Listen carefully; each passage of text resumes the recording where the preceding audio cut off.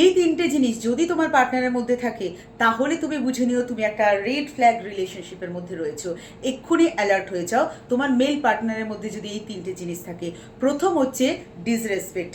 Disrespect হচ্ছে সে তোমাকে কথায় কথা অসম্মান করছে, তোমার পরিবারের লোকজনকে উল্টোপাল্টা কথা বলছে, চারটে লোক বাইরের লোক মানছে না, সে তোমাকে যা তা বিহেভিয়ার করছে, মিসবিহেভ করছে, তাহলে কিন্তু তুমি ভীষণভাবে একটা রেড ফ্ল্যাগ রিলেশনশিপে আছো। 2 নম্বর হচ্ছে টক্সিসিটি।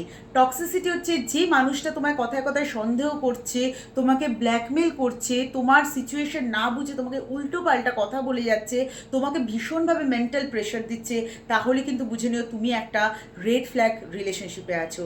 আর 3 নম্বর হচ্ছে অ্যাগ্রেসিভ।